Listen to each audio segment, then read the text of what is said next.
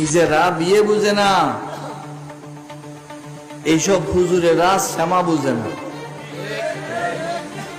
বুঝবে কোন কান থেকে?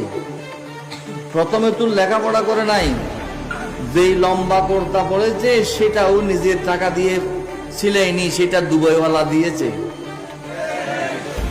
দুবাইওয়ালার থেকে মফত পাওয়া লম্বা কুর্তা দিয়ে বড় হুজুর হয়ে গেছে।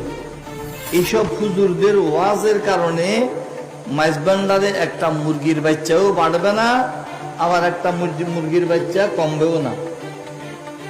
যে মহিষ আনতেছে তার প্রয়োজনে আনতেছে, যে গরু আনতেছে তার প্রয়োজনে আনতেছে, যে ছাগল আনতেছে তার প্রয়োজনে আনতেছে। তার সমস্যা হয়েছে, সে নিয়ত করেছে মাইজবান্ডারে মহিষ দেব। যেই হুজুরে প্রবন্ধ লিখেছেন শ্যামা হারাম, কিছুদিন পূর্বে সেই হুজুরে আবার লাইভ বক্তব্য দিয়ে বলতেছে এগুলো তরিকতের উচ্চমানের আমল। একই হুজুর দুই রকম বক্তব্য কেন?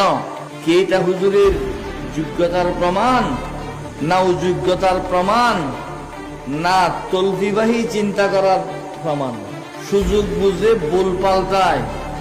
শিখদের আসলে একরকম বলে, গহিরা গেলে আরেক রকম বলে, হাটাজারে গেলে আরেক রকম বলে,